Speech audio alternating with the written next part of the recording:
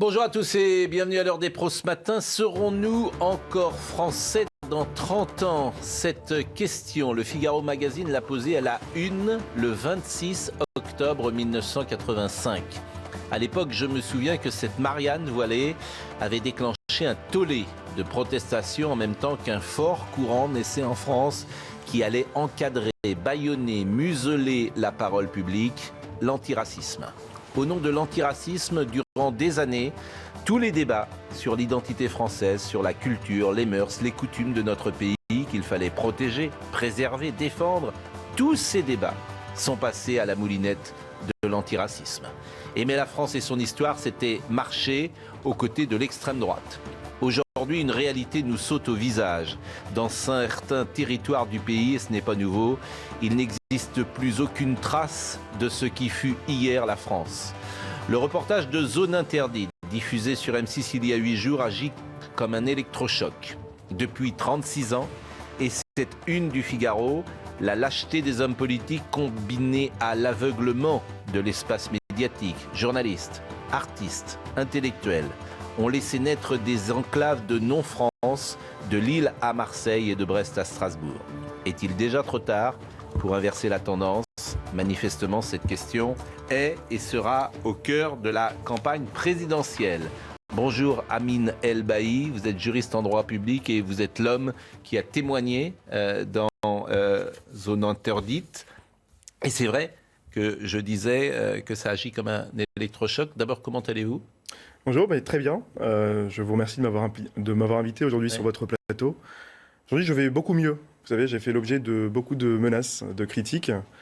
Et j'ai également reçu beaucoup de messages de soutien très chaleureux. Et je tenais à remercier, en préambule sur votre plateau, toutes celles et ceux qui m'ont témoigné de leur confiance. Vous êtes sous protection policière. On n'a toujours pas entendu le maire de Roubaix, manifestement, qui est un maire républicain qui ne s'est pas exprimé sur le sujet. Aujourd'hui, le maire de Roubaix sera jugé devant le tribunal correctionnel. Je pense qu'il aura l'occasion de s'expliquer devant des juges. Moi, je respecterai d'ailleurs la présomption d'innocence jusqu'au bout. Votre histoire personnelle nous interroge, évidemment. D'abord, vous êtes juriste et militant associatif dans la ville de Roubaix, mais depuis 2019, vous multipliez les prises de parole pour faire connaître le sort de votre sœur, qui est partie faire le djihad en Syrie en 2014. Absolument. Moi, j'avais d'ailleurs signalé sa propre radicalisation dès 2014. Oui. Et suite à son départ, je me suis engagé dans la lutte contre la radicalisation. Aujourd'hui, je mène un double combat. J'essaye à la fois d'alerter, de prévenir un certain nombre de dérives sectaires. Et puis, je mène aussi ce combat en faveur des enfants français détenus dans les camps kurdes en Syrie. J'ai ma propre nièce et mon neveu, âgés de 6 et 4 ans, qui sont d'ailleurs détenus, séparés de leur maman au nord-est de la Syrie, comme 200 enfants français. Mais où est votre sœur ? Elle est détenue séparée de ses enfants dans une prison kurde à Saké, absolument, par les forces kurdes au nord-est de la Syrie. Elle a été condamnée par défaut par la Cour d'assises des mineurs de Paris à la peine de 30 ans de réclusion criminelle. Et aujourd'hui, je me bats à la fois pour que d'abord les enfants soient protégés et rapatriés, parce que les enfants sont clairement... à mon sens, innocents et victimes du choix de leurs parents, surtout. 4 et 6 ans, bien sûr. Mais s'agissant des adultes, moi, je pense qu'il faut d'abord avoir une certaine considération sécuritaire, voir où est-ce qu'ils pourront être jugés et où est-ce qu'ils pourront exécuter leur peine. Votre sœur, vous avez des nouvelles de votre sœur ? Je n'ai pas de nouvelles de ma propre sœur. J'ai eu des nouvelles de ma nièce et de mon neveu par l'intermédiaire de la Croix-Rouge internationale. Et l'idée, c'est de faire revenir votre nièce et votre neveu en France ? Aujourd'hui, l'idée, c'est évidemment de procéder au rapatriement de ces enfants. Alors, il faut bien avoir à l'esprit que plus de 200 enfants français sont détenus. 90% de ces enfants sont âgés de moins de 6 ans.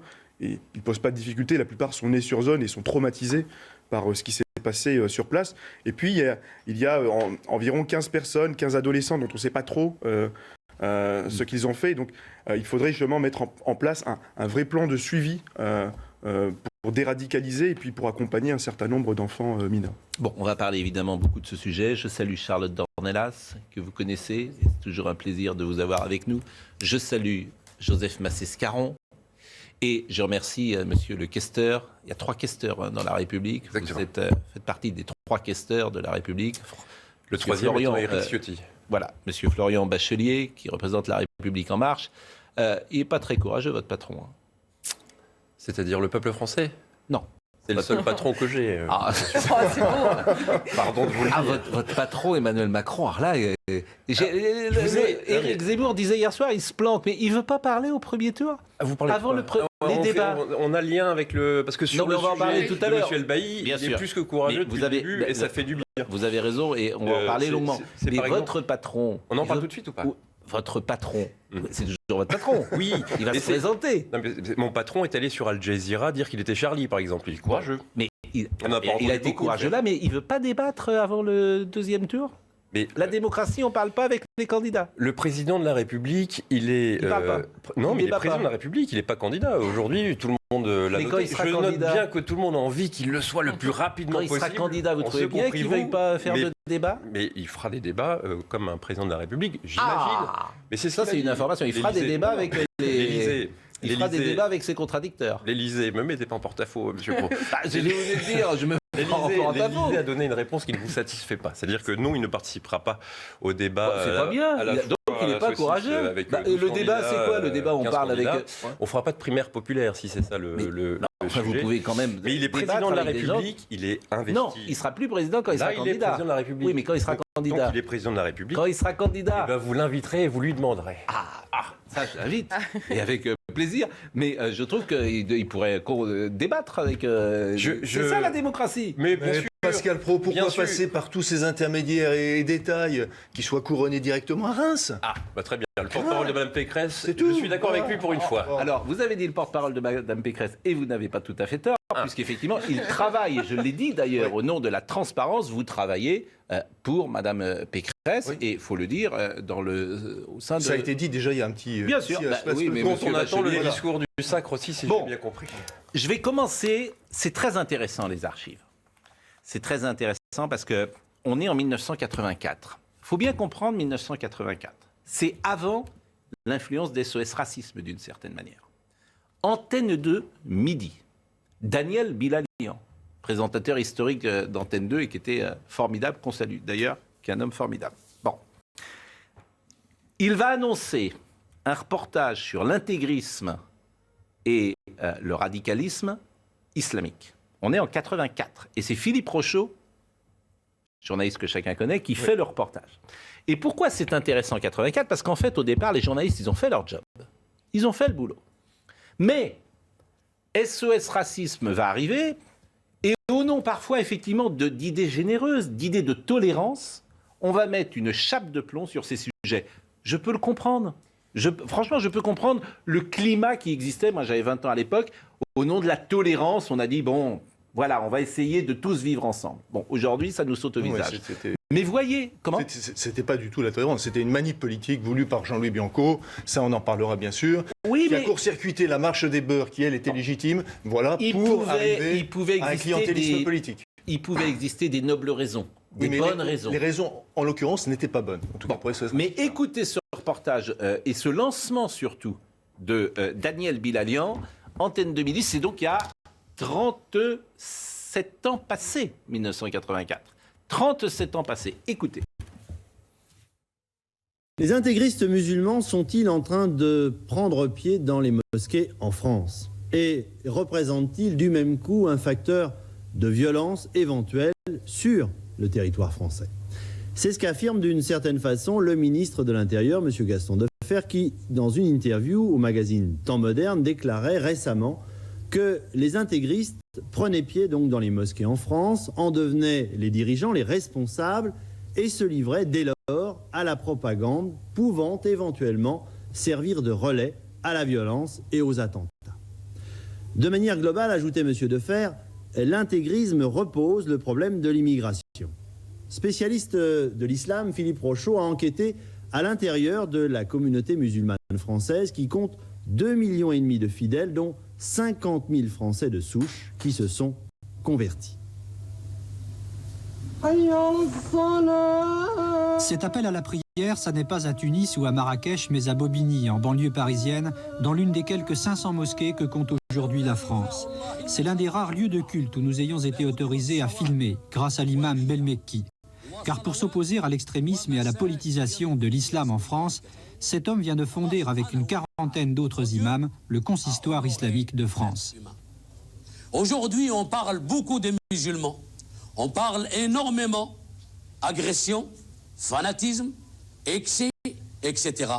Et nous ne sommes pas ni fanatiques, ni des gens d'excès. Nous sommes du juste milieu. Nous cherchons la paix, puisque notre religion est paix. Assalamu alaikum, la paix est avec toi. Allah. La pensée islamique sous toutes ses formes est aujourd'hui largement diffusée en France, comme ces prêches du cher Kachek en résidence surveillée en Égypte, mais une pensée avec toutes ses ramifications politiques et qui agite le monde musulman français. Bon, j'ai fait un raccourci, le sujet dure 4 minutes, hein, pour tout vous dire, mais ça, en fait c'est extraordinaire de voir ce sujet-là, parce que tout est là.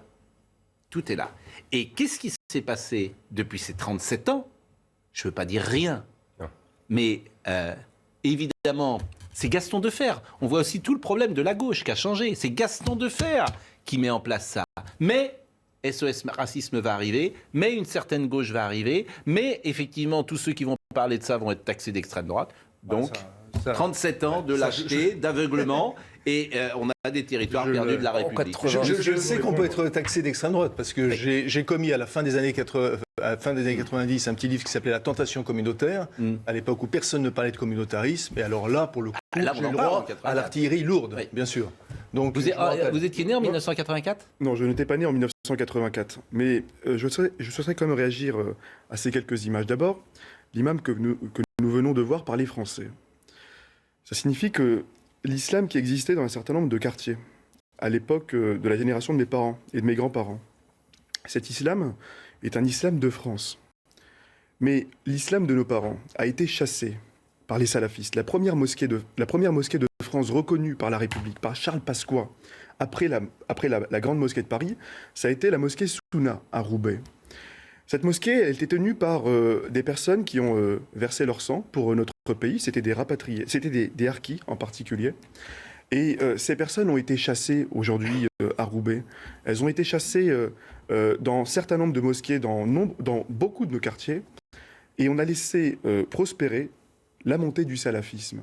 On a laissé, par inaction, par aveuglement, on a laissé les salafistes s'accaparer du sujet. On a donné, à travers l'inaction d'un certain nombre d'élus et de responsables politiques locaux, un droit à la différenciation.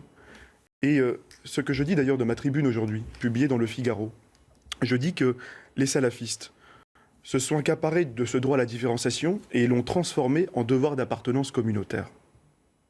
C'est ça. Voilà, le mouvement est réel, c'est-à-dire que, pardon, on est passé d'un islam qui était parfois pratiqué dans des villages, je passe sous votre contrôle, puisqu'on a transporté des villages entiers sous forme qui étaient horizontaux, en forme verticale, dans les banlieues. Et ces personnes ont été vraiment chassées par les salafistes, où il y a eu toute une propagande. Et tous les ministres de l'Intérieur l'ont laissé passer sur le mode, cette propagande, sur le mode, de toute façon, nous, c'est l'islam le plus pur, donc l'islam du village, qui est un islam arriéré, vous dégagez. Juste un mot, pardon, oui, mais qui est important quand même, dans le basculement, et je parle sous votre contrôle. Lorsqu'a été créé les premières institutions, le premier conseil, ça a été créé par Jean-Pierre Chevènement. Bien. Il y a eu un vrai débat, qui, à mon sens, est un débat essentiel, et qui a été tranché en Europe, à savoir, est-ce qu'on le reconnaît ou pas, le droit à l'apostasie? Qu'est-ce qui a été fait à ce moment-là? Eh bien, il y a une démission. Il y a une démission d'une personne comme Jean-Pierre Chevènement. Il y a une démission de Nicolas Sarkozy sur ce thème. Et ça, c'est grave. La tribune de Richard Malka hier dans Le Point est très intéressante, puisque vraiment le reportage de Zone Interdite agit comme un électrochoc. Et ce qu'a dit Richard Malka est très intéressant. En l'absence de réaction, il n'y aura plus aucun reportage ni enquête sur l'islam radical. Bon. Et il a dit, c'est la solitude qui expose, c'est par la menace et la peur que la liberté d'expression est mise en danger. Il demandait d'une certaine manière à tous les médias, pourquoi pas, de diffuser le reportage de Zone Interdite. Pourquoi pas d'ailleurs. Mais je voudrais qu'on voit le reportage de Jules Boiteau, précisément à Roubaix, pour voir comment les choses évoluent depuis ce reportage. Des poupées sans visage ou des restaurants qui séparent les femmes des hommes. Dès leur diffusion, les révélations de la chaîne M6 sur la ville de Roubaix provoquent de vives réactions. Beaucoup d'entre elles visent Amin El Bailly, militant associatif, qui dénonce dans le reportage l'action de certaines associations, prêchant selon lui l'islam radical. J'ai reçu un certain nombre de messages extrêmement violents, des messages qui appelaient à m'égorger, à me décapiter. Et puis mon propre numéro de téléphone personnel a été relayé sur les réseaux sociaux. Et j'ai fait l'objet de plus de 200 à 300 appels en inconnu, en privé, sur mon téléphone portable. Des menaces qui atteignent également la présentatrice du magazine Ophélie Meunier. Depuis la diffusion, elle a été placée sous protection policière. Face à la polémique, l'avocat Richard Malka espère, lui, dans une tribune, que l'ensemble des journalistes se montrent solidaires. La bonne réponse de la profession serait qu'en solidarité avec cette présentatrice, et afin de ne pas la laisser seule face aux menaces dont elle est la cible, toutes les chaînes diffusent ce reportage. Hier, le cabinet du président de la République a appelé Ophélie Meunier pour lui faire part de son soutien. Et dans le Figaro tout à l'heure, vous l'avez dit, monsieur El Bailly, vous écrivez ceci: Roubaix, comme de nombreux territoires en France, est devenu le symbole de l'échec de l'État, incapable d'affirmer son autorité par lâcheté, l'inaction d'un certain nombre de nos responsables politiques à consacrer un droit à la différenciation. Les islamistes l'ont utilisé et transformé en devoir d'appartenance communautaire, c'est ce que vous avez dit tout à l'heure. Mais c'est vrai que dans cette séquence politique, et vous qui êtes un homme politique, pourquoi voulez-vous que les gens croient encore, ceux qui sont au pouvoir sur ces sujets depuis 40 ans, alors qu'ils entendent des voix de gens qui n'ont jamais été au pouvoir depuis 40 ans et qui expliquent que ces problèmes, avec eux, vont être résolus? Depuis 40 ans. On échangeait. Moi, en 84... Vous me fichez de ma question, en fait. Non, c'est pas ça, mais je m'accroche avec ma question. Non, mais vous avez le droit. Vous avez le droit que je m'en fiche. Vous avez tous les droits. Mais ma question, elle est intéressante. Moi, je la trouve drôlement intéressante. C'est rare quand j'en pose une intéressante, si j'ose dire. Non, mais elle est très intéressante. C'est pourquoi voulez-vous... Alors, on va mettre des noms. Vous allez plus comprendre. Ouais. Pourquoi voulez-vous que les gens croient Emmanuel Macron ou Valérie Pécresse, qui représentent des formations qui sont au pouvoir depuis 40 ans, alors qu'Éric Zemmour et Marine Le Pen, qui ne l'ont jamais été, proposent quelque chose de différent et disent avec nous, ça va marcher? Parce qu'en 84, j'avais 5 ans, en 85, j'avais 6 ans, en 85, s'est fait élire le sénateur Larcher, qui est le conseiller de Mme Pécresse, et le sénateur Mélenchon. Moi, je suis aux responsabilités, à mon modeste niveau, seulement depuis 2017. Depuis 2017, je regarde ce qui s'est passé. On discutait tout à l'heure hors antenne avec M. El Bailly sur le discours des Mureaux. Qui l'a fait, ce discours-là? Pardon, mais il me semble que ça, c'est courageux. Et derrière, il y a eu des actes. Il y a eu la fermeture de 22 mosquées. Il y a eu le contrôle de 24 000 établissements qui étaient en lien, enfin soupçonnés de lien avec l'islamisme. Il y a eu 650 fermetures de lieux fréquentés par les fondamentalistes. Il y a eu, pardon de le dire, monsieur Pro, un point important, il y a eu la dissolution du CCIF. Certains l'ont dit. Vous savez ce qui s'est passé à l'Assemblée nationale? C'est important. La majorité du président de la République a procédé à la dissolution du CCIF. Vous savez ce qui s'est passé à l'Assemblée nationale hier? Et pardonnez-moi, vous savez ce qui s'est passé à l'Assemblée nationale hier? Les députés ont refusé toute discussion sur la laïcité. Non mais vrai ou pas? Non. Dites pas, c'est pas vrai. C'est vrai. Le lundi 31 janvier, la commission mixte paritaire sur la proposition de loi sur le sport n'a malheureusement pas été conclusive. Voilà. Vous avez Roxana Maracineanu qui comprend rien à ces sujets. Je vous le dis, elle ne comprend rien à ces sujets. Absolument rien. Et effectivement, elle est ministre du gouvernement. Donc une nouvelle fois sur ces sujets-là. Ne laissez pas répondre sur les arguments qui hier, les députés l'ont refusé. À l'excellente question que vous avez posée, Pascal Pro, pourquoi plutôt Emmanuel Macron que Valérie Pécresse? Parce que Emmanuel Macron, lui, il a montré, c'est peut-être pas parfait, certainement pas parfait. Les députés l'ont refusé hier? Non, ça c'est un autre point. C'est dans la PPL Sport. Excusez-moi, c'est la proposition sur le loi dans le sport. Est-ce que vous me laissez parler? Vous ne voulez pas y aller. Vous voulez les députés de la République. Vous voulez ma position ou pas? Oui. Moi, je pense qu'il faut, sur les mineurs, que ce soit littéralement, concrètement interdit, et sur les majeurs, c'est la loi, telle qu'elle est et telle qu'elle existe. C'est le port du voile dans le sport. C'est ce que je vous dis. Attendez, c'est ça qui a été discuté hier. Ça fait des années, pardon, mais on n'a pas ce débat-là, justement parce que ça fait des années... Monsieur Pro, ça fait des années que les politiques qui sont là depuis 30 ans, qui se représentent à nouveau en 2022, vous disent « Ah, ça c'est de droite, ça c'est de gauche ». Vous n'êtes pas raccord avec vos députés. Ils ne l'ont jamais fait. Vous n'êtes pas raccord avec les députés de la République En Marche. Dans CMP, alors c'est un peu technique, il y a une commission mixte paritaire. Hier a été proposé un amendement par un sénateur LR qui disait qu'en gros, pour les Jeux Olympiques de 2024 à Paris, on interdirait le voile aux compétiteurs étrangers et au public. Ah, on est un peu à côté de la plaque, pardonnez-moi de vous le dire.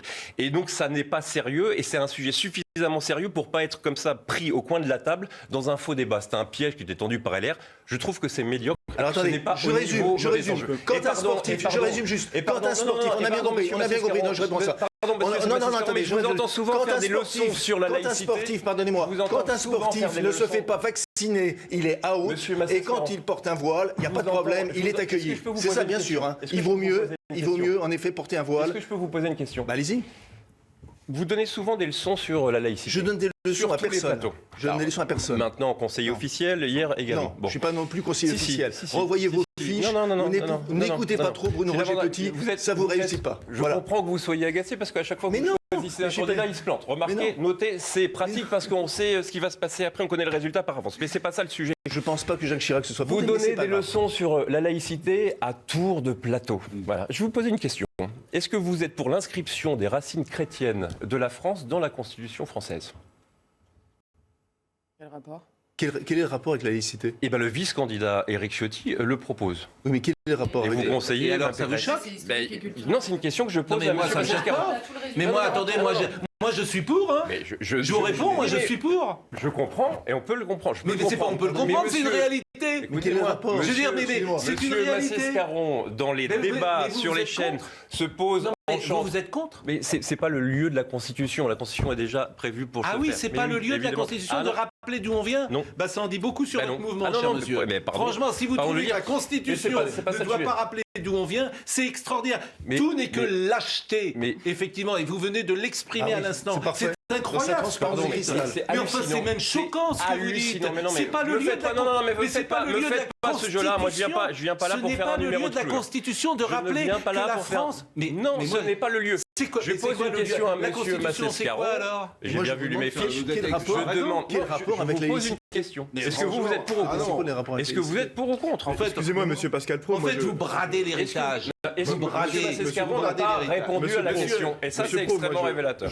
Moi, je vous réponds. Bah non, mais je posais la question à monsieur Massescaron.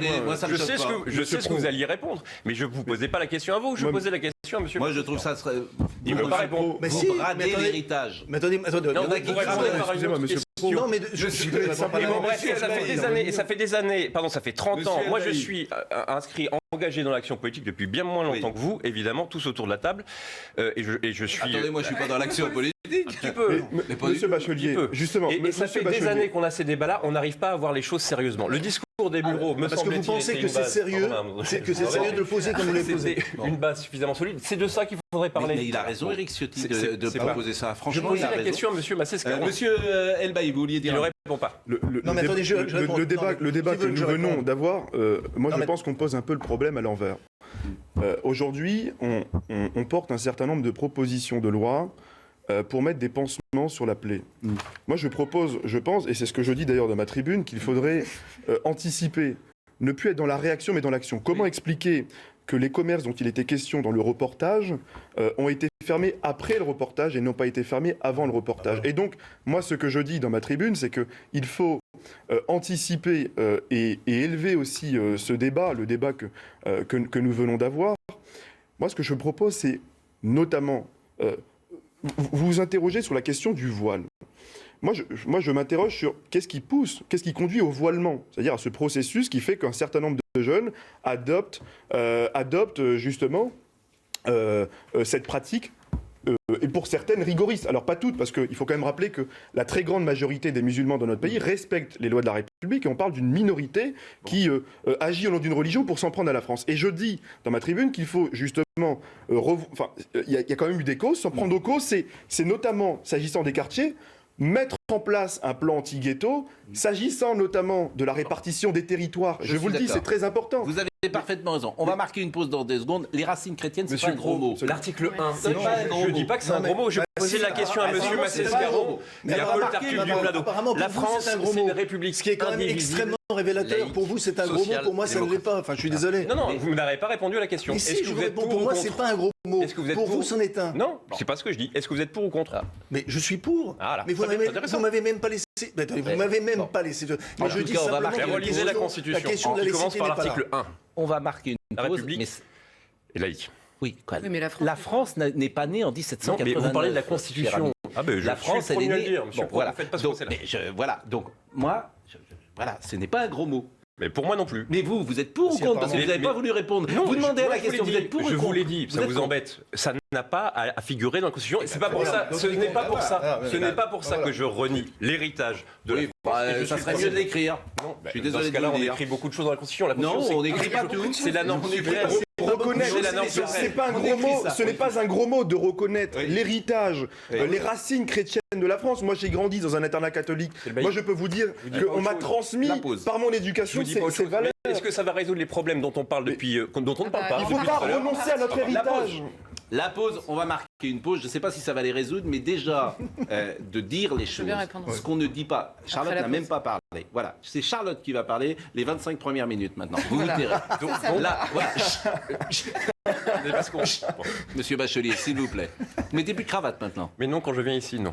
Ah bon. Mais c'est la mode chez Je eux. disais à Charlotte Dornelas que je connaissais bien son nom, si je peux me permettre. Ah. Il est l'archevêque C'est de devenu la Rennes. mode, Jean-Marc. Eh ben, on salue l'archevêque. vous Qui est voyez, l'archevêque. un homme exceptionnel. Bon, c'est un homme exceptionnel. Emmanuel Macron, Donc, Rose Maison, tout le monde. s'il vous plaît, si vous pouviez ne pas parler à côté, un peu de discipline. Voilà. La pause et nous revenons avec Charlotte Dornelas qui aura un long monologue de 25 minutes dans une seconde. Rendez-vous avec Jean-Marc Morandini dans Morandini Live, du lundi au vendredi, de 10h30 à midi. Les masques sont tombés dans cette première mi-temps. La République en marche liquide l'héritage des racines chrétiennes à travers un de ses représentants aujourd'hui. Quelle honte. Monsieur Bachelier, un des principaux soutiens Quelle honte. d'Emmanuel Macron. Vous ne les reconnaissez pas, mais vous Vous avez le n'avez droit. pas lu l'article 1 de la Constitution. Je vais vous le relire plus Oui, calmement et plus oui, lentement. et- La France est une république indivisible, Oui. laïque, démocratique, Oui. sociale. Mais elle a Et une ça ne veut pas dire histoire qu'elle n'a quand pas de même. racines, elle peut rester. Mais Elle a ça une veut pas histoire. dire- Et vous vous confondez, quand vous faites ça, pardon, on ouvre le débat avec l'excellent reportage d'M6, Oui. avec les menaces dont il s'agit, avec les enjeux dont il s'agit, et on arrive sur les racines chrétiennes. Oui, c'est vous. Ça veut dire quoi C'est vous qui nous en avez parlé. C'était une question C'est lui taquine. qui a posé la question. C'était une question taquine. C'est- je l'avoue, c'est vous. de cohérence C'est au conseiller de ma Mais c'est non. juste ça que je dis. C'est vous qu'on avait parlé. Et quand on fait ça, D'abord, pardon de je le ne suis dire. pas conseiller, ce quand n'est on pas, fait ça, ce n'est pas une quand on question fait ça- taquine, ce sont les fiches que vous avez. Non, et que vous lisez. non, sur mes Vous fiches, avez des vous êtes fiches et salarié vous les d'une agence de Mais si. communication. Mais oui, Bon, vous avez des c'est pas fiches ça- et vous c'est les pas ça mon lisez, c'est sujet. tout. Enfin, C'est pas ça mon sujet. Bon, Mais pas d'attaque vous pouvez les lire personnelle. intégralement si vous voulez. Venez monsieur. de manière un peu Vous plus serez mal à l'aise. Pas d'attaque. Bon, soyez gentils. Ce que je veux dire par là, c'est Oui, que mais vous l'avez dit. en faisant ça, en faisant votre grand numéro, Oui. n'y croyez pas vous-même. C'est pour ça que Je crois reste. pas, je Mais- pense que je dis. Mais généralement, qu'en j'espère. faisant ça, on confond, et c'est là-dedans que nous enferme une partie du corps politique depuis Oui. des années, depuis 30 ans. Vous confondez islam et islamisme. Systématiquement. Ça n'est pas une guerre de religion. Ça n'est pas une guerre de religion. Monsieur Oui, dans les Bachelier- livres d'histoire, les racines chrétiennes. Oui, Monsieur oui, Bachelier, et oui. je ne Pas dans la parle pas Constitution. de religion. Pas dans la Constitution. Vous Je savez pourquoi défends. Parce que vous auriez des associations chrétiennes qui poseraient des questions prioritaires de constitutionnalité pour demander à ce que les signes religieux soient autorisés Monsieur dans les Bachelier, écoles. C'est pas je ça que vous voulez. défends. Je ne crois pas, monsieur. Moi, je ne défends. connais aucun pays musulman. Attendez, je défends. Mais on parle pas du Je sujet. défends la culture, les habitudes, les coutumes et la France. Et je ne veux Moi pas qu'on me aussi. dise, laissez-moi terminer, je ne veux pas qu'on me dise que je ne peux pas parler de vacances de Noël Bah oui. dans Mais- 15 jours, comme certains Est-ce le que vous disent voulez aujourd'hui. inscrire les vacances Je veux de pas- Noël dans la Je Constitution veux pas- Vous avez très bien compris ce que je veux Ben dire. voilà. Ben C'est-à-dire que je ne La veux pas... démonstration est faite, je ne les veux masques pas- sont remis, monsieur. Je ne veux pas qu'on traite de la même manière une moi croix, non plus. une croix que je pourrais porter, si je le souhaitais, une croix chrétienne que je pourrais porter sur ce plateau. Je veux pas qu'on la mette au même niveau qu'un signe ostentatoire d'une autre religion, Eh ben, parce c'est- que ce n'est pas la même chose. C'est là que nous divergeons. Ce n'est pas la même C'est chose. là que nous divergeons. Ce n'est pas la même chose. C'est là que Une nous médaille divergeons. de baptême, Ici, ce n'est pas la Il n'y même a chose. aucun signe ostentatoire possible dans l'espace public. Mais je vous dis pas que je vais me balader avec un crucifix C'est assez rare, pour quand même. présenter l'émission. Je vous dis pas ça. Je vous dis que je ne mets pas sur le même plan une croix légère que je pourrais porter, qui est une croix chrétienne, Mais vous une médaille de baptême. réagissez. C'est tout. C'est de la C'est réaction tout. au sens littéral du C'est- terme. c'est On tout. part de Roubaix d'un problème de mais peu importe. séparatisme Non, mais- qu'on essaye de traiter Bon. depuis des années. Charlotte n'a pas parlé. Charlotte, mais c'est vous qui en avez parlé. Enfin, vous êtes C'est pour extraordinaire. dénoncer une forme d'incohérence. Voilà. Alors, Charlotte, Charlotte, et après, j'ai une surprise pour vous, monsieur Ah. Bachelier. le Stade Mais Rennais. le choix du sujet pour relever l'incohérence est extrêmement intéressant parce qu'on a commencé cette émission en parlant de Roubaix, mais un tout petit peu avant, on a parlé de la une du Figaro Magazine de 1984 où la question était, serons-nous encore français?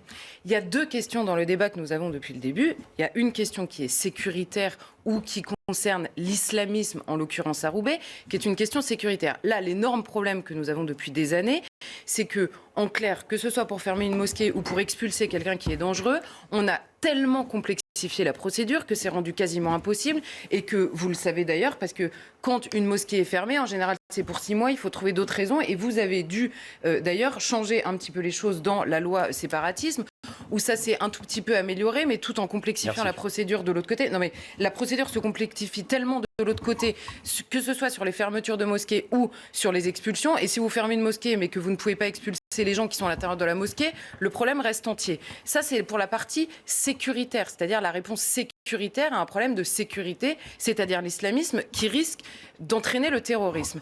Maintenant, au milieu de notre débat, il y avait un autre sujet, qui est celui de est-ce qu'on est encore français ?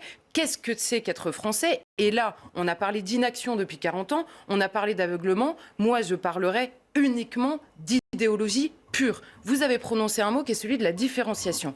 Il y a 40 ans, on a commencé à dire aux personnes qui venaient de l'étranger avec des mœurs étrangères, avec des mœurs, je ne parle plus là de religion, c'est pour ça que les racines chrétiennes, c'est surtout la chrétienté, ça n'est pas que la foi. C'est tout un ensemble de mœurs. Et il se trouve qu'en France, tous nos mœurs sont issues d'une culture chrétienne. Donc ça n'est pas rien de rappeler les racines chrétiennes, ça rappelle tout ce que nous sommes, que nous ayons la foi ou pas. Et depuis le début, sur cette question culturelle, il y a un moment, en effet, il y a 40 ans, où tous les hommes politiques ont décidé que, et d'ailleurs c'est la bataille qui s'est jouée au sein de SOS Racisme, on a dit quand les gens sont différents, qu'ils arrivent avec une culture différente, est-ce qu'ils ont un droit d'être semblables, c'est-à-dire est-ce qu'on poursuit l'aventure de l'assimilation et donc ils deviennent français, ils apprennent eux à dire nous avec nous, ou est-ce qu'on impose finalement aux Français d'accepter la différence et que tous ensemble, et donc les Français font l'effort de dire nous avec les étrangers tels qu'ils sont. Il est là le basculement et aujourd'hui, on a donc un multiculturalisme de fait et d'ailleurs vous avez évoqué le discours des Mureaux, Emmanuel Macron à la fin de ce discours dit aux Français, il leur dit vous allez devoir apprendre à vivre avec plusieurs civilisations qui cohabitent sur votre sol parce qu'il reconnaît dans l'islam, au-delà de la question du séparatisme, le cœur civilisationnel de l'islam. Et là, pardon, il y a un désaccord profond. Bon, démonstration, j'allais dire extrêmement intéressante et pourquoi pas parfaite. À laquelle je ne peux pas répondre. Non, vous ne répondez pas, vous l'aviez dit, c'était une réponse que vous proposez. Je voudrais simplement situer mon excellent confrère, sans doute, qui s'appelle Bruno Renoul, que je ne connais pas de La Voix du Nord, mais qui a écrit ceci dans quelques heures, parce que c'est toujours le même schéma. Dans Média Cité Lille, le maire de Roubaix, M. Delbar, maire républicain, estime que Amin El Bailly, qui est présent sur notre plateau, fait le jeu du Rassemblement national avec son combat contre l'islam radical. Mais comme d'habitude. Cette fameuse expression, faites le jeu du Rassemblement national. Mais Monsieur Pro, comme d'habitude, c'est toujours la même chose. Moi, je dis, et je l'ai dit par son inaction politique, le maire de Roubaix a implicitement passé accord avec les salafistes. Pourquoi ? Parce que les salafistes appellent à ne pas voter. Et je rappelle quand même que le maire de Roubaix a été élu sur la base de l'abstention record. 82% d'abstention à Roubaix. Et il a conforté justement l'abstention en laissant faire. Et il s'est fait élire dans les quartiers où on vote historiquement, traditionnellement à droite. Et c'est comme ça. Et depuis 30 ans, ça n'a jamais changé. Alors, c'était le cas à l'époque avec les socialistes pour d'autres raisons, pour des raisons beaucoup plus clientélistes. Aujourd'hui, il y a du laisser-aller. Moi, je pense que ça suffit. On ne peut pas en permanence caricaturer le débat et dire que soit vous êtes d'extrême gauche, soit vous êtes d'extrême droite. Il ne faut pas laisser le sujet aux extrêmes. Nous devons, nous aussi, moi je suis un enfant de la République. Moi je suis un enfant d'immigrés. Et je vous le dis parce qu'il y en a assez, les gens ne se parlent plus, il y a beaucoup de tensions dans la société. Nous devons agir par la fraternité, pour nous réconcilier. Et moi, j'aimerais que le maire de Roubaix, d'ailleurs, qui a été menacé de mort, tout comme moi, je lui ai envoyé d'ailleurs mes vœux de soutien. Je ne l'ai pas entendu lorsque j'ai été menacé de mort, mais je dis au maire de Roubaix, qui sera jugé aujourd'hui, qu'il ne faut pas mettre de l'huile sur le feu, il faut apaiser et se réconcilier tous ensemble. Michel Savin est avec nous. puisqu'il voulait réagir à vos propos. Il n'est pas content de ce que vous avez dit. Il est sénateur de l'Isère. Je pense qu'il est avec nous. Bonjour, monsieur Savin. Et vous êtes, je le précise, sénateur républicain depuis 2015, LR. Et effectivement, c'est très intéressant parce qu'en plein sujet, les députés ont refusé toute discussion sur la laïcité hier. Est-ce que vous pouvez nous dire l'enjeu de cette discussion et ce qui s'est passé hier, monsieur Savin? C'est refuser un amendement, pas toute discussion. Écoutez, merci d'abord de pouvoir me prendre à l'antenne. Oui, je voulais réagir car j'ai entendu tout à l'heure les propos du député Bachelier qui sont tout à fait mensongers. Pourquoi ils sont mensongers? Parce que je vais vous lire l'amendement qui a été discuté hier sur lequel les députés ont donné une réponse négative. Je vais vous le lire. Cette nouvelle rédaction prévoit l'interdiction du port de signes ou tenues pour les licenciés sportifs lors des compétitions sportives officielles organisées par les fédérations délégataires, donc c'est bien les fédérations françaises. Cette interdiction ne concerne pas les sportifs membres de fédérations sportives étrangères afin de ne pas interférer avec les règles édictées par le CIO ou les fédérations internationales. Alors, lorsque tout à l'heure, monsieur le député annonçait que cet amendement concernait remettant en cause les Jeux Olympiques, c'est un mensonge. Voilà. Notre amendement, l'amendement que je comprenne bien, l'amendement que vous avez proposé, c'est d'interdire dans la pratique du sport en France le port du voile, notamment pour les jeunes femmes. C'est bien ça? C'est le port de tout signe ou de toute Et tenue, cet amendement a été refusé par les députés de La République En Marche. Nous sommes toujours d'accord.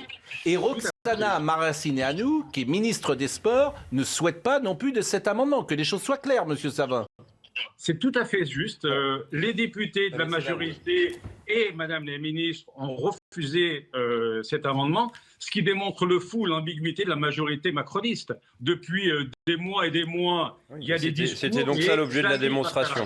Bon. Mais non, mais c'est vrai. Non, parce que regardez, moi j'ai l'article, donc je vais faire la lecture de l'article premier quinquies qui va évidemment passionner tout le monde ici, mais quinquies C que moi on m'a communiqué, c'était le port de signes religieux ostensibles est interdit pour la participation aux événements sportifs et aux compétitions sportives organisées par les fédérations sportives et les associations affiliées.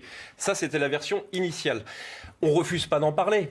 C'était un amendement qui était mal rédigé et ce que je comprends des retours des collègues et toutes sensibilités confondues, c'est que ça devait être retravaillé. La CMP, c'est regarder si on peut trouver un accord direct entre le Sénat et pas sur le fond. Mais bien sûr. Bon, monsieur Savin, je vous donne. Mais on peut être en désaccord parfois, vous savez, avec vous êtes en désaccord. Alors vous êtes en désaccord. On peut pas être dans le. Excusez-moi, on peut pas être dans le en même temps face à l'islamisme. On peut pas être dans le en même temps face à Monsieur l'islamisme. Savin, connaît les sociétés de communication en Arabie Saoudite, par exemple. Monsieur Savin, donc qu'est-ce qui va se passer maintenant? Parce que c'est très intéressant et on a un sujet sur le port. Ça va revenir à l'Assemblée. D'accord. On va voir un sujet dans une seconde d'ailleurs sur l'interdiction et pour du être voile. très clair, monsieur Pro, peut-être qu'on y vient après. Oui. Moi, je vous donne ma position, c'est avec la mienne. Mais je dis, les mineurs, c'est hors de question qu'il y ait un voile lors des compétitions sportives. Les majeurs, telle que la loi est, et la loi, je pense qu'elle est la loi, et il ne faut pas la toucher pour les majeurs. Et en revanche, c'est ce qu'on fait depuis le début, c'est contrôle des associations, notamment des associations sportives, pour éviter ceux que parfois vous dénoncez à très juste titre ici, qu'il se passe, et dont on parlait tout à l'heure hors plateau avec M. Laoui, c'est justement le séparatisme via les associations culturelles et les associations sportives. Monsieur Savin, un mot pour conclure et je vous remercie.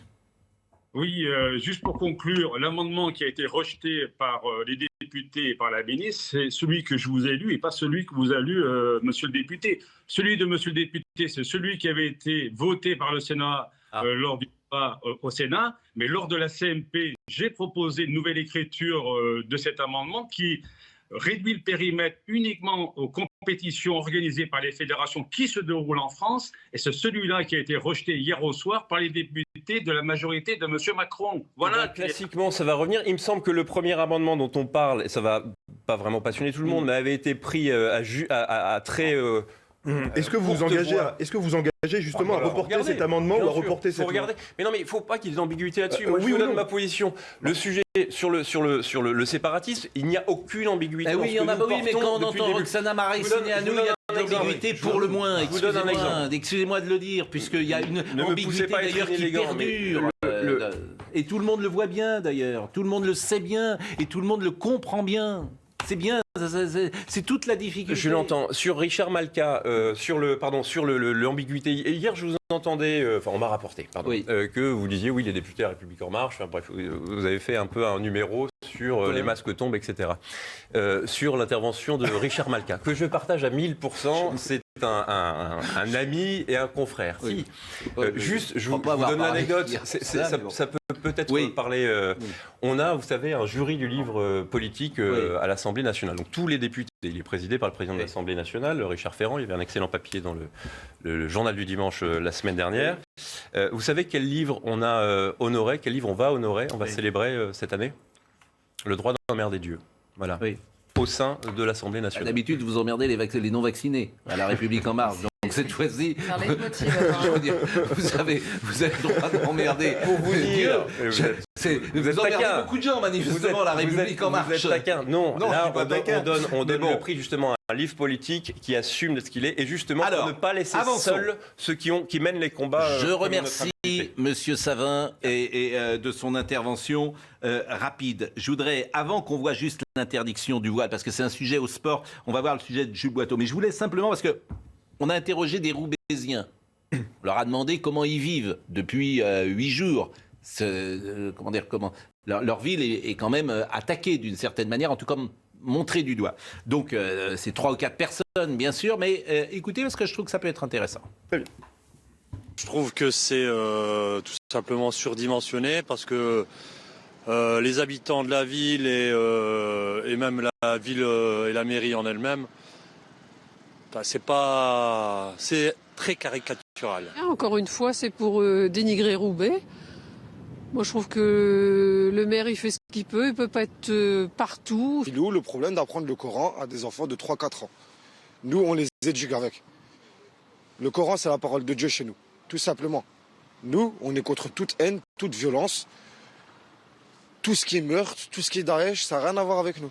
Il faut entendre également cette parole des musulmans qui, effectivement, sont parfois et même souvent les principales victimes. Mais on le dit depuis des années, les musulmans devraient aussi prendre la parole de manière plus, non pas plus claire parce qu'ils la prennent, mais en tout cas plus fréquente et plus permanente dans l'espace public. Mais encore faut-il leur donner la possibilité. Vous voyez ce qui venons sur les réseaux sociaux, ce qui arrive aux réseaux sociaux. Le sujet que nous venons de voir, et c'est important pour répondre notamment à ceux qui ont pris la parole, c'est de dire qu'ici, il est question de dénoncer le fait que la mairie a financé une association qui, sous prétexte de culturel, faisait du cultuel. Et donc, c'est ça aujourd'hui, il faut revenir au fondement de la laïcité, et c'est ça dont il est question. Et puis, s'agissant d'un certain nombre de réactions qui ont peut-être pu heurter, effectivement, certains ont reproché le manque de nuances.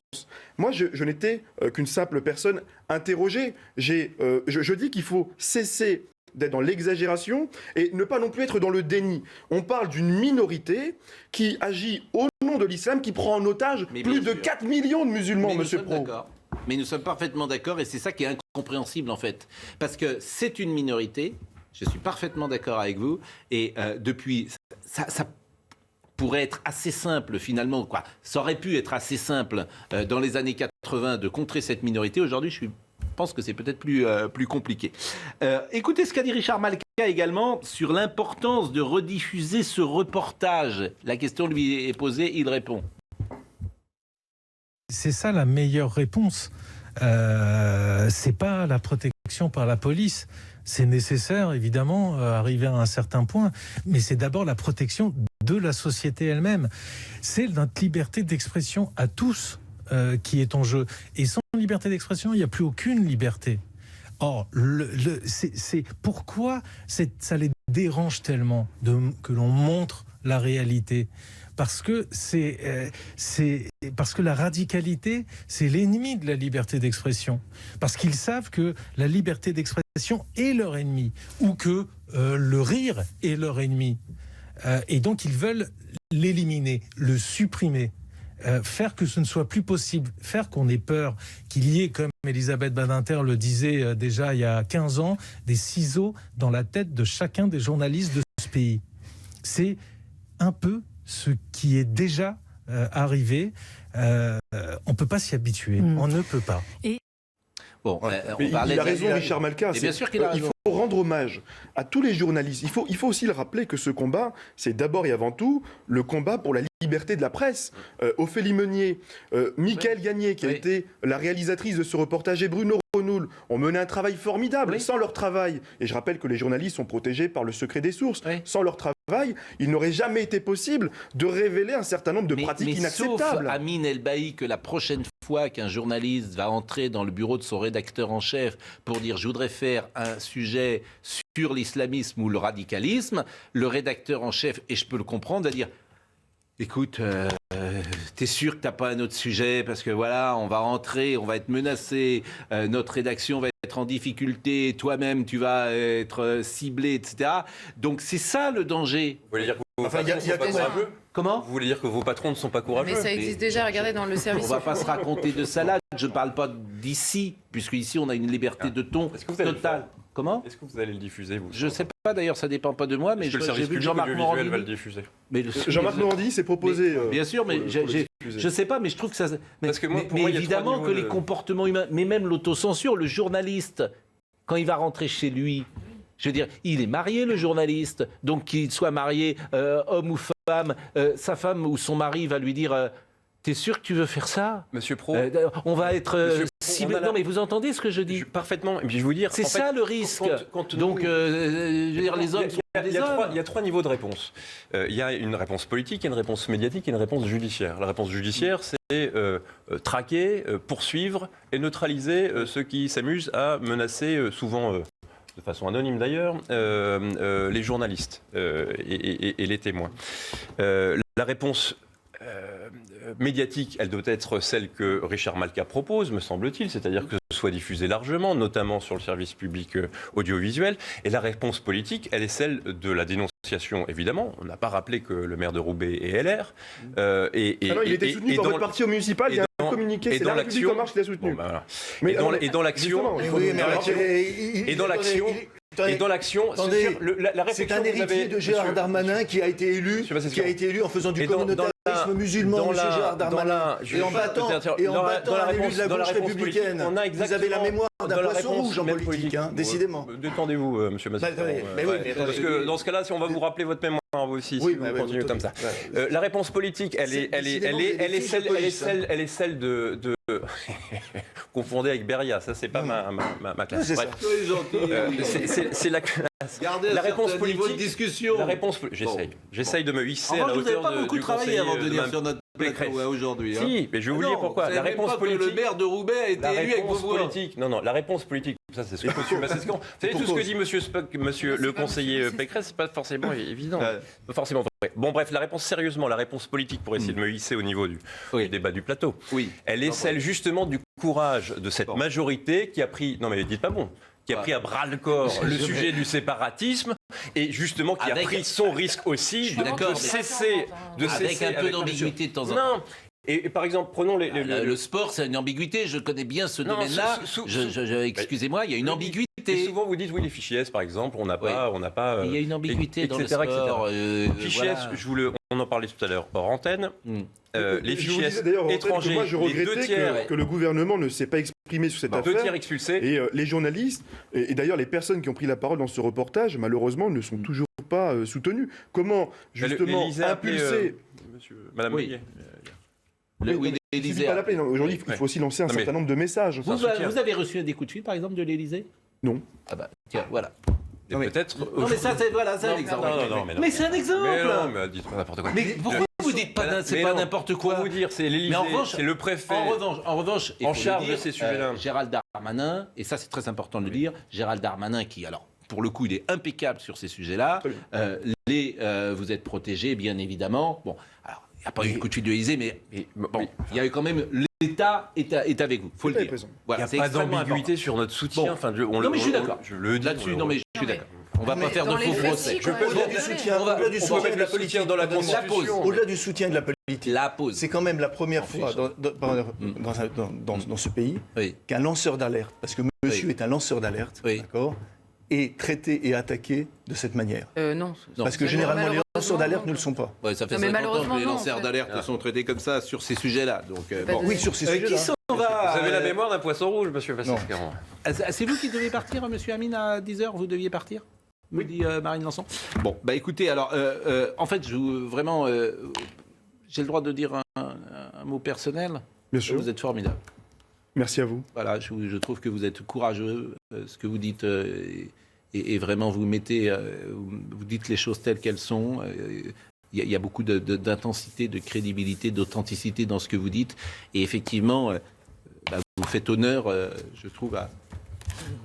Mais je vous renvoie le compliment, vous faites honneur à votre profession. Aux citoyens que vous êtes. Non, mais c'est vrai, parce qu'il faut beaucoup de courage pour faire ça. Et puis, vous avez une histoire personnelle quand même qui est particulière, avec votre sœur, évidemment, qui est en Syrie. Donc, je pense que c'est important qu'on entende votre voix et la manière dont vous êtes exprimé. Donc, merci. Merci à vous. Vraiment, merci beaucoup. On va marquer une pause et on va revenir dans une seconde. On a plein de choses à parler avec Michel Maffezoli, la transfiguration du politique, mais on a encore plein de choses à parler avec l'excellent Florian Bachelier, qui n'a pas du tout travaillé ce matin, qui est venu quasiment sans fiche et sans notes.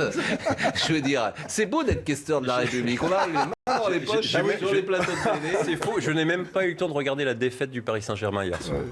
Bon, pour vous dire que j'ai travaillé. Vous n'avez rien manqué, mais c'est vrai qu'ils ne sont pas très bons. Messi, là, c'est un drame absolu. Hein, il est bon. La pause. Tout ça pour ça. Rendez-vous avec Sonia Mabrouk dans Midi News, du lundi au jeudi, de midi à 14h. Michel Maffezoli nous a rejoint. Il est professeur émérite à la Sorbonne et membre de l'Institut universitaire de France. Vous êtes auteur de nombreux ouvrages et vous publiez La transfiguration du politique. Rien que le titre, déjà, c'est un peu compliqué. La transfiguration du politique. On en parlera tout à l'heure. Implosion des repères, liquidation des valeurs, répudiation des idéologies, communautarisation ethnique, culturelle, sexuelle, radicalisation religieuse. Le monde change, oui, mais pourquoi et comment? Vous êtes au cœur de notre débat. De vos débats. Ah, évidemment. Un mot pour terminer sur ce sujet, et on parlait du port du voile dans le sport. Je voudrais qu'on voit le sujet de Jules Boiteau et cette demande des jeunes femmes, de certaines jeunes femmes qui souhaitent aujourd'hui pouvoir pratiquer le sport collectif avec un voile.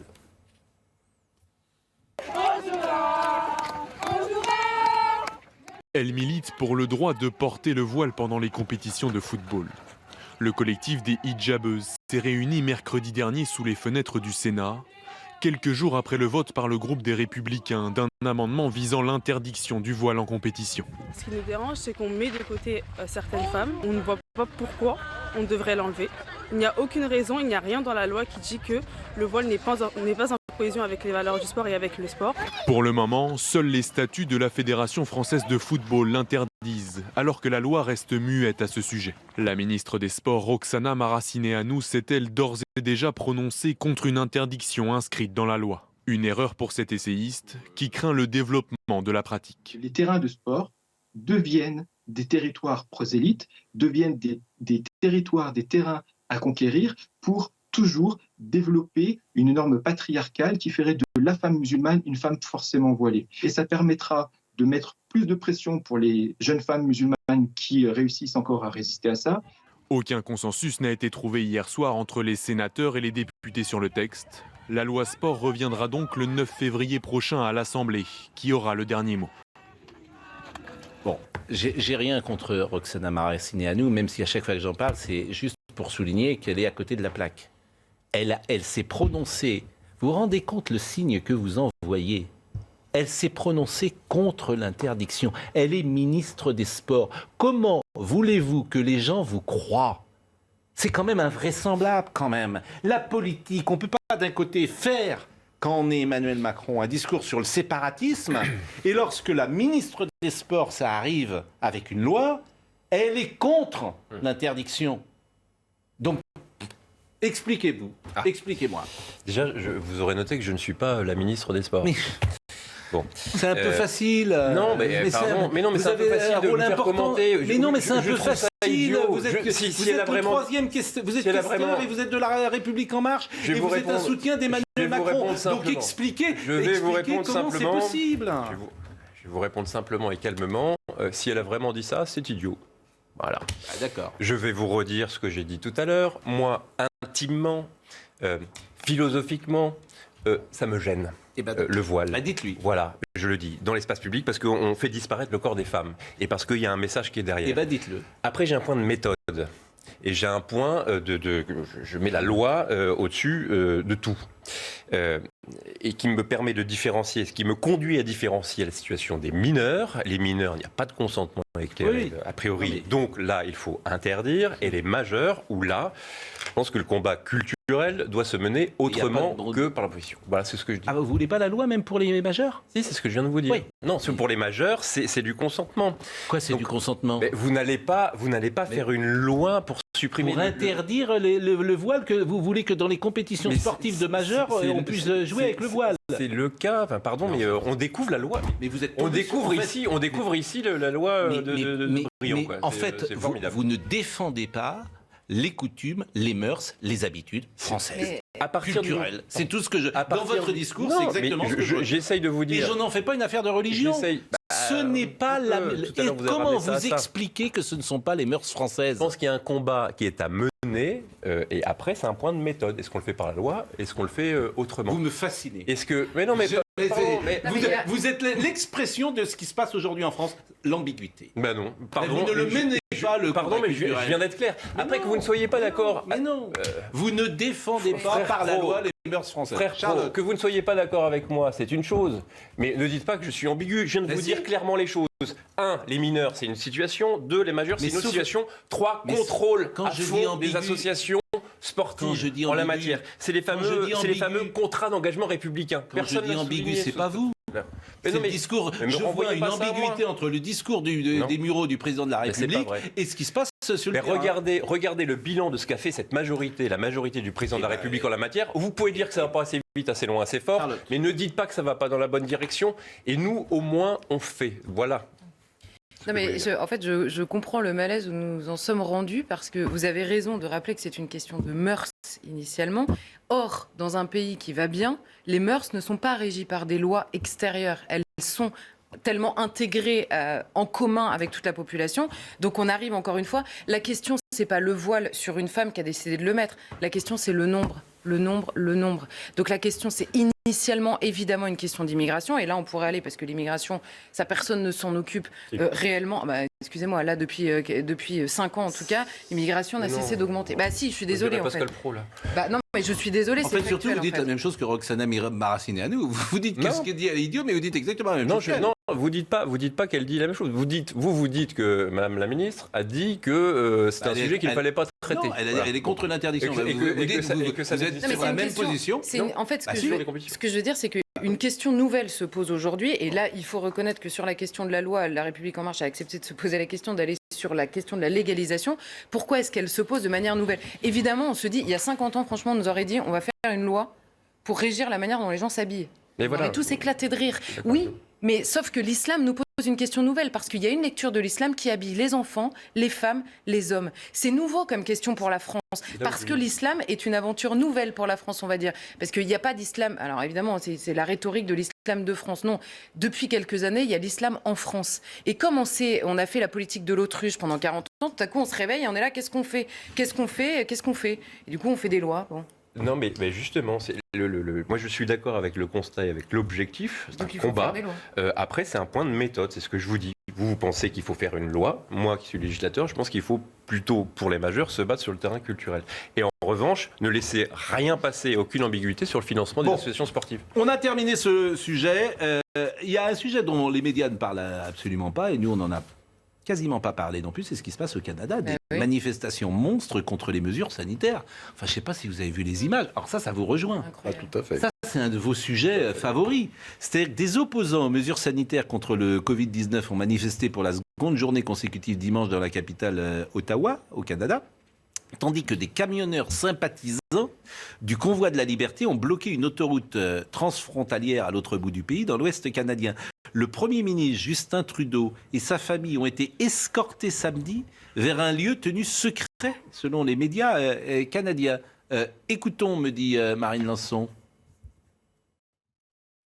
Vous tous faites partie de l'histoire de cette pandémie, pas le convoi.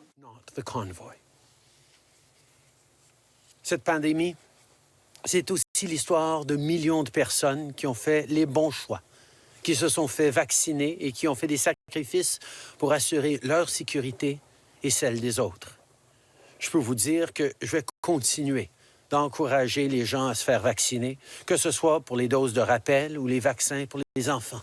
En guise de solidarité, des camionneurs ont effectué dimanche un blocage complet de l'autoroute 4 dans le sud de l'Alberta, c'est dans l'ouest près de la frontière, une artère routière majeure pour le transport des biens entre le Canada et les États-Unis. Les images sont absolument sidérantes. Et ça rejoint un peu une de vos thèses, c'est-à-dire que partout dans ces sociétés occidentales, des mouvements vont se créer, se développer et mettre pourquoi pas en péril les exécutifs. C'est le moins qu'on puisse dire, mais ce qui est non moins étonnant, c'est le silence des médias en France. Oui. La contre. Hein, on n'en parle pas. J'ai écouté, oui, etc. Exactement. Tout simplement, en gros, cette psychopandémie commence à prendre haut de toutes parts. Et il y a ces exemples à Ottawa, mais on va en avoir également en France, un peu plus. En France, ça prend pas quand même. Il y a des manifestations. Moi, je rends attentif à des petites choses dont on ne parle pas, ces rassemblements juvéniles, musicaux, les manifestations également. Il n'y a pas grand monde le samedi. Et Florian Philippot, il n'y a pas grand monde. Non, mais ne dites pas tout à fait cela. Moi, c'est 100 000 personnes. Je me rends compte, moi, quand je suis dans mon petit village Chévenol, je vous assure que ça fait écho cela, même si à côté de chez moi, 3000 habitants, il y a entre 200 et 500 personnes qui vont manifester chaque samedi. Vous voyez, on ne peut pas dire que ce soit négligeable, à mon avis. Ce qui est important, et ça rentre pour moi dans la faillite des élites actuellement, c'est une espèce d'endogamie entre des politiques déphasés et des journalistes qui ne sont que des perroquets. Voilà, donc ça, c'est la vraie question, à mon avis. Vous trouvez que les journalistes ne sont que des perroquets? J'ai dit endogamie, sauf vous, cher ami. Non, bien non, sûr. Vous trouvez que les politiques sont endogames? Tout le monde couche ensemble, symboliquement ou réellement. Non, mais c'est intéressant, les journalistes. Je dois être le seul sur le plateau. Pardon, je dois être le seul sur le plateau à habiter en province. Non, c'est très bien. Non, mais en fait, quand il n'est pas au centre d'une conversation, il y va pour prendre des coups. Non, mais pas du tout. Vous êtes un peu maso. Pas du tout. Non, mais ça me fait sourire. Monsieur le député, il y a une espèce de connivence de base. Voilà ce que je voulais dire en disant endogamie. Et quand je dis que les journalistes sont très souvent des perroquets, alors je vais dire d'une manière savante, spitosisme, hein. Il répète. Oui, pardon, excusez-moi. Oui. Il répète à bien des égards ce qu'il faut. Mais pourquoi, à votre avis? Ils l'ont toujours été, les journalistes, ou pas? Tout simplement parce qu'à certains moments, il y a un décalage entre le pouvoir et la puissance populaire. Le pouvoir, c'est ce qui est institué. Ce sont nos institutions et les journalistes participent de cela, comme les experts, les pseudo-experts et les politiques. Voilà, en ce sens, il y a un décalage qui reste sur les valeurs qui ont marqué la modernité, l'individualisme, le rationalisme, le progressisme. Oui. Et que de ce point de vue, vous voyez, les astrophysiciens nous disent qu'on voit pendant longtemps la lumière d'une étoile morte. Oui. Vous voyez, ça n'est éteint, on continue à avoir cette lumière. C'est ce qui est en train de se passer. Moi, je suis fasciné par cette faillite des élites. Joseph de Maistre disait la canaille mondaine. Moi, j'ai proposé, donc, et de ce point de vue, en disant, parfois j'en suis. Donc, vous voyez, pour nuancer un peu le propos. Voilà, c'est tout. Alors, oubliez le mot endogamie, etc. Enfin, retenons qu'il y a quand même une espèce de connivence qui traduit le fait qu'il y a un décalage très fort entre la sagesse populaire, qui, elle, ne se laisse plus faire, et que donc voilà, c'est tout. Et qui cause toujours, tu m'intéresses. Oui, mais alors, moi j'entends ce que vous dites, la sagesse populaire qui se laisse plus faire. Mais bon, il va y avoir des élections, là, manifestement, aujourd'hui. Tout ça ne se traduit pas en termes d'élections, en termes de voix. Écoutez, cher ami, ces élections, il va falloir voir le nombre d'abstentions. Dans une présidentielle, il y a toujours... Personne ne dit, moi je l'ai plusieurs fois proposé. Vous pensez qu'il y aura combien d'abstentions, par exemple, à la présidentielle? Ça, je ne vais pas dire, je ne suis pas prophète, je ne peux pas dire. Oui, mais non, c'est trop facile. Parce qu'une présidentielle, elle n'est jamais à moins de 75% de participation. J'entends. À côté de ces abstentions, il y a ceux dont personne ne parle, les non-inscrits sur les listes électorales. Oui. C'est pas rien, ça. Non, mais 25%, on l'évalue au ministère de l'Intérieur, on l'évalue entre 15 et 20%. Additionnez l'abstention et les non-inscrits, où est la représentation politique? Moi, je rappelle toujours que cette grande dame de la pensée qui est Hannah Arendt, quand elle parle de l'idéal démocratique, elle dit « J'ai une représentation philosophique, j'arrive à vous convaincre, vous me donnez votre voix, représentation politique. Alors, représentation philosophique, peu importe, c'est-à-dire un ensemble d'idées. Actuellement, ce n'est plus le cas, et du coup, il y a ce processus, alors je dis abstention, non-inscrit, toutes choses qui fait que je ne me reconnais plus dans la représentation. Voilà. Bah, en tout cas, un élu, une fois le partage fait... Ceux compris, pardon, les élus de la représentation nationale, mais c'est une vraie question, parce que, pour le coup, je suis vos travaux de près, mais... Cette partie-là, je trouve qu'intellectuellement, c'est un peu paresseux, si vous me permettez. Oui, mais on n'entre pas dans ce débat parce qu'il m'intéresse pas. Ça vous intéresse pas? Pas du tout. Ah bon. On en parlera. C'est très intéressant, mais vous en parlerez hors antenne parce que j'ai beaucoup de choses à traiter ce matin. Sur la question des journalistes, on va pas revenir sur l'histoire. L'espace médiatique. Bien sûr. On a quand même eu une phrase exceptionnelle de la directrice de la rédaction de BFM. Mais cette phrase est inouïe. J'ai demandé à Marine, on l'a passée la semaine dernière, mais elle est inouïe cette phrase. On peut la repasser. Mais inouïe, mais très révélatrice. Hein. Oui. Au moins, elle dit. Elle dit les choses. Ce que beaucoup d'autres font. Voilà, elle dit BFM, elle dit au fond, nous, on peut pas aller. Il ne faut pas aller trop contre la parole officielle parce que ça risque de rompre le contrat social. Oui, mais on est où? Très bien. C'est propagandiste. Mais on l'a passé. Évidemment. En revanche, comme ça vous intéresse, Pascal, ce que j'allais dire sur la déconnexion, c'est là où je trouve qu'on prend des risques à entretenir ce... Évidemment, l'espace public est complètement intermédiaire, les partis politiques vont pas bien, les syndicats vont pas bien, les corps intermédiaires ne vont pas bien. Mais laisser penser à l'opinion publique qu'il faut faire une différenciation entre le peuple et la représentation nationale, c'est méconnaître et c'est dénier la qualité de peuple à la représentation nationale. Moi, Regardez quels sont les parcours à certains moments, gens qui sont là. Je vais peser mes mots. À certains moments, il y a un décalage entre le pouvoir et la puissance, entre ce qui est institué et ce qui est instituant.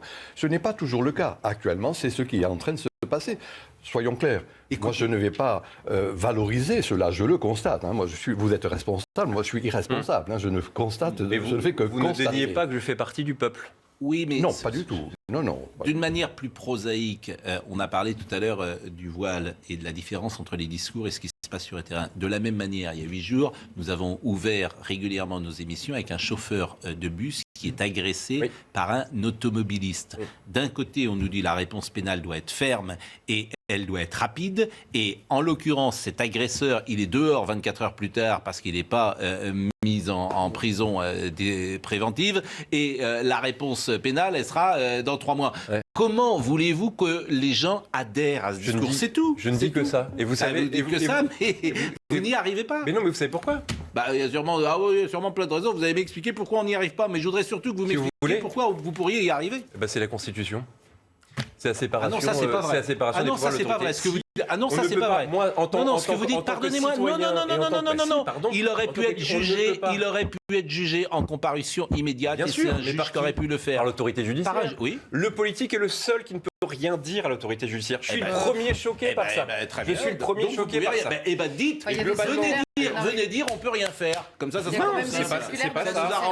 Venez dire, on ne peut rien faire. Et nos discours, c'est bidon. On n'a pas de prise. En revanche, ce qu'on peut faire, c'est dire, et je l'ai dit la semaine dernière, que c'était plus que choquant. C'est inadmissible. C'est intolérable. Le pénal est décidé à la chancellerie. Il y a des circulaires du garde des Sceaux. Détrompez-vous, pardon, mais la circulaire de M. Dupond-Moretti demandant au procureur de ne pas poursuivre et de ne pas emprisonner. Mais on le vit au quotidien, ça. Ça n'existe pas, ça. Je vous prends un exemple. 25 dépôts de plainte pour menace de mort. J'en parle au garde des Sceaux. J'en parle au procureur général. J'en parle au procureur. Vous savez ce qu'il dit? Monsieur Maffezoli. Monsieur Maffezoli. C'est ce que vient de dire Michel Maffezoli lorsqu'il fait la différence entre la politique et la puissance. Monsieur Maffezoli, c'est exactement l'illustration de ses propos. Vous avez dit tout à l'heure une psychopandémie. Oui. Bon, 130 000 morts. Oui, mais enfin, je veux dire, il y a vous êtes dans 130 000 morts en France. Vous savez que ce sont des statistiques totalement fausses. Et que les statistiques sont fausses. Bien sûr, chercher disait, je ne crois qu'aux statistiques que j'ai moi-même falsifiées. Hein, et de fait, il y a actuellement... On arrive sur les statistiques fausses, mais faites attention d'abord, vous pourriez peut-être être attaqué sur ce que vous dites. Faites très attention, je veux vous protéger. Chaque fois que je viens chez vous, vous me faites dire des bêtises. Non, mais si vous dites que les statistiques sont fausses, je veux dire, il est possible, c'est un peu facile comme explication. Qui ne sait pas affronter la mort n'est pas digne de vivre. La peur de mourir n'empêche pas de mourir, mais empêche de vivre. Monsieur, allez dire ça aux 354 familles d'hier. Il y a eu 354 morts. 42. Non, 354 morts hier. Non, c'est pas peu importe. Non, mais c'est pas peu importe. C'est extrêmement Cet argument grave. peut exister. Il y a 1637 morts par jour en France. Vous me connaissez, j'essaye. Pour vous parler de trucs comme ça. C'est pas. Là, ça n'est pas sérieux. Enfin, vous mais imaginez le choc pour le coup que ça provoque dans les. Vous me connaissez, j'essaie d'équilibrer tous les débats et de donner sur un sujet toutes les possibilités d'angle. Mais par rapport, plutôt que de s'écharper sur un terrain émotionnel, il y a des informations quand même qui ne sont pas données par rapport aux restrictions qui sont encore en place. Je vais en donner 3 simplement de ce matin. Un document interne de la PHP qui sort récemment et qui nous dit qu'il y a plus de services fermés en raison du manque de personnel que des hospitalisations Covid. Document interne de la PHP. Premièrement, il y a une étude dans le Lancet, vous savez, ce journal anglais, ce journal, pardon, qu'on a tous découvert au moment de l'étude bidon, en l'occurrence qu'ils avaient publié, mais on nous avait dit, on s'est fait avoir par cette étude parce que c'est un journal très, très sérieux. Bon, du coup, alors ils viennent de publier une étude disant qu'il y a sur l'absence d'effet du vaccin dans la transmission du Covid, ce qu'on avait constaté de manière générale. Eux publient une étude en demandant de revenir sur les restrictions pour cette raison précise. Là, le Lancet a complètement disparu de nos discussions. Et la troisième chose, c'est l'adresse qui fait un schéma dans lequel il est très clair que le risque de décès suite à une hospitalisation Covid est de 0 avec Omicron et Delta pour les moins de 60 ans. 0 sur le schéma de l'adresse, qui est un organisme officiel. Est-ce qu'il est possible de jeter ça dans le débat pour qu'on discute de la réalité et non pas de... Il reste 9 minutes. Il reste 9 minutes. Et comme M. Maffezoli est venu nous voir pour son livre La transfiguration du politique, je voudrais lire 2 ou 3 choses. Abstention chronique. Ce qui n'est pas tout à fait vrai pour la présidentielle d'ailleurs, mais ce qui est vrai pour les municipales. Méfiance d'une caste déracinée. Voilà qui souligne bien la saturation d'une politique désincarnée. Saturation exprimant ainsi que contre la prévalence de l'idéosophie moderne, contre son rationalisme morbide, il convient de rejoindre l'être des choses, celui tout simplement de l'expérience humaine. Au-delà d'un principe de réalité politiste et économiciste, il s'agit de faire un retour au réel et concret, celui du primat de l'être. D'où, dans les pages qui suivent, une méditation forçant à lever la tête afin de pouvoir reconnaître l'importance d'un bien commun partagé qui n'est rien d'autre que cet habitus dont saint Thomas d'Aquin a montré la primordiale importance. Cela revient à examiner sous l'angle de la vie les conditions concrètes de tout être ensemble. N'est-ce point cela qu'il convient de nommer la métapolitique ? C'est un peu ennuyeux cette phrase. Tout ce que j'écris est ennuyeux d'une certaine manière. Oui, mais bon, j'essaie de je trouve ça intéressant. Mon grand-père était muletier dans mon petit village et la légende familiale dit qu'il a haussé la mangeoire pour que ses ânes deviennent des chevaux. Voilà. Moi, je considère qu'il y a actuellement des ouvrages à tire-larigot, des phrases qui ne veulent plus rien dire, qui sont déversées. Et moi, j'essaie d'écrire d'une manière un peu qui va... Il faut un effort de pensée. Voilà. Cette phrase est ennuyeuse, mais décrit ce que j'ai dit tout à l'heure. C'est-à-dire que, alors puisque vous avez cité saint Thomas d'Aquin, qui est pour moi un des penseurs importants, omnis potestas a populo. Toute la puissance vient du peuple. Et que on est en train de l'oublier, que l'idéal démocratique n'existe plus. Excusez-moi, ça devient une antiphrase, la démocratie. Quand Orwell appelle le ministère de la guerre, ministère de l'amour. Actuellement, quand on parle démocratie, pour des gens qui sont très peu démophiles. Voilà. C'est tout ce que j'essaie de dire dans ce livre. C'est-à-dire, non pas, alors idéosophie, mot complexe, mais je veux dire tout ce qui fait à partir des idées abstraites, d'une manière a prioriste. Alors que dans le fond, le propre même de la vie publique, c'est d'être enraciné. Moi, j'ai eu pour maître Julien Freund. Donc il n'est pas enraciné, par exemple, monsieur. Mais ça, je ne vais pas dire. Moi, ça, je vais vous inviter à l'Assemblée nationale parce que vous allez découvrir des gens qui vivent, en fait. Moi, je n'ai pas envie de dire qui que ce soit.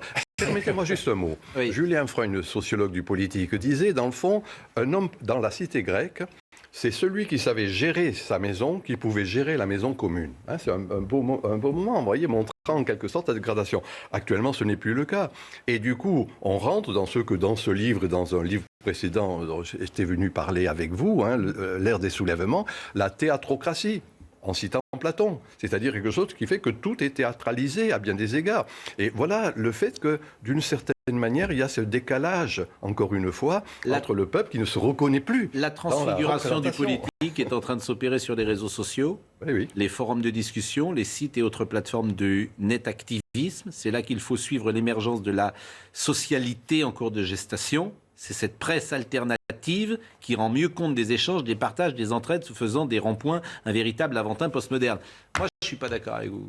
Je ne pense pas que Twitter soit exactement révélateur. Non, mais soyons clairs, c'est pour le meilleur et pour le pire. Oui, mais je suis pas sûr. Moi, quand je constate quelque chose, je dis qu'il se trouve qu'il y a actuellement sur les réseaux, les forums, les blogs de discussion, quelque chose Je ne suis pas sûr que ce soit là la démocratie. Et moi, j'en suis pas sûr. Moi, je ne dis pas ce qui est sûr. Je dis, constatons de fait qu'actuellement, quand on additionne le nombre de gens qui lisent les grands journaux dits officiels, eh bien, c'est 3 fois rien par rapport, encore une fois, aux millions de gens qui se retrouvent sur Internet. Alors, je propose ce mot, net activisme. C'est-à-dire, ce n'est plus à partir de la forme partie, de ce que disent les syndicats ou les partis, qu'il y a une action politique. Par contre, c'est dans ce réseau. Mais soyons clairs, je répète, pour le meilleur et pour le pire. C'est justement quand vous êtes... Pardon de le dire comme ça, mais c'est justement quand vous êtes enraciné que vous vous rendez compte que les sujets dont parlent les Français ne sont pas du tout les sujets dont parlent ces réseaux sociaux. Alors, je suis obligé et notamment, parfois, on n'en parle jamais de la France qui va bien. Personne n'a dit quoi que ce soit sur la croissance, sur l'emploi. Vous le voyez pas sur l'investissement. Justement, quand vous êtes connecté au terrain, quand vous êtes enraciné, ça vous le voyez, parce que c'est de ça dont on parle. Moi, je vois surtout des gens qui sont musclés par le masque, c'est les contrats de bol, c'est les contrats d'apprentissage et qui sont en colère contre l'exécutif. On parle de ça. Ça n'empêche pas, Pascal Pro, ça n'empêche pas de faire remonter justement les informations. Monsieur Maffezoli, quand vous allez revenir parce que c'est de ma faute, vous êtes venu qu'une demi-heure et c'est vraiment de ma faute et puis on a été débordé. C'est de la faute de Monsieur Bachelier, il est bavard. Je voudrais qu'on soit avec Noémie Schulz. Tous les jours, nous serons avec Noémie Schulz parce qu'on va suivre le procès de Nordal Lelandais. Et nous essaierons de comprendre d'abord et de savoir ce qui s'est passé ces dernières heures ensuite. Hier, bonjour Noémie, vous êtes donc au palais de Grenoble. Hier, il a reconnu avoir tué Maëlys. La famille était évidemment présente au premier rang, mais sa stratégie de défense ne change pas. Il dit « J'ai tué Maëlys, mais c'était involontaire ». Absolument. La phrase qu'il a prononcée hier, c'était en fin de matinée. La présidente venait de terminer la lecture de son rapport, en quelque sorte un résumé des faits. Lui demande, Monsieur Lelandais, avez-vous quelque chose à ajouter? Il se lève et il dit, j'aimerais me tourner vers la famille de Maëlys. Je leur présente mes excuses. J'ai bien donné la mort à Maëlys, mais je ne le voulais pas. Je m'expliquerai sur les faits au cours de l'audience. Ces phrases, on les avait entendues presque mot pour mot il y a quelques mois. C'était en mai dernier. C'était devant la cour d'assises à Chambéry pour le meurtre d'Arthur Noyer. Et c'est exactement ce qu'avait dit Nordal Lelandais. Il avait dit, oui, je l'ai tué, mais je ne le voulais pas. Je m'en expliquerai. Au final, il s'était assez peu expliqué. Il est resté sur sa ligne qui était celle d'échange de coups entre les deux hommes, donc d'une mort involontaire. C'est cette ligne de défense également qu'il semble vouloir emprunter. Ça paraît plus compliqué à assumer et évidemment, ça n'a pas du tout convaincu hier les parents de Maëlys qui attendent d'autres explications pendant ce procès. Surtout que le mot « je présente mes excuses » est si peu adapté. On présente ses excuses évidemment lorsqu'on renverse un café, mais présenter ses excuses à des parents parce qu'on a tué son enfant, c'est tellement un mot qui est hors de propos, qui est tellement choquant que personne, bien sûr, ne peut se mettre à la place des parents de Maëlys, mais on imagine leur souffrance. Aujourd'hui, c'est la personnalité de Nordal Lelandais qui sera au cœur des débats, Noémie.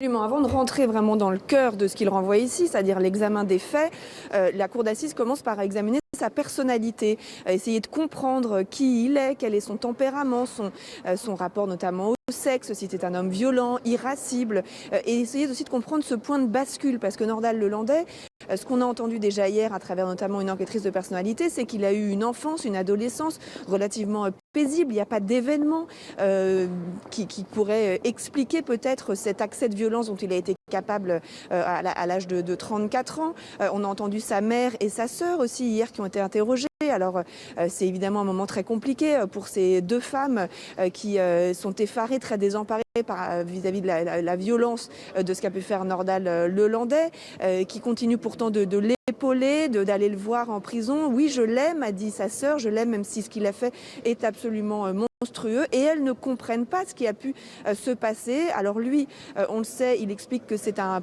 passage, une bascule en 2016-2017. Il s'est mis à se droguer, à consommer beaucoup d'alcool. C'est comme ça qu'il explique ce changement de comportement. Et aujourd'hui, on entend des anciennes compagnes, des amis très proches, là aussi, pour essayer de mieux cerner ce personnage et comprendre comment il a pu devenir cet homme qui a tué un militaire et une petite fille de 8 ans. Merci beaucoup Noémie Schultz. Je n'ai pas dit avec qui vous étiez à Grenoble.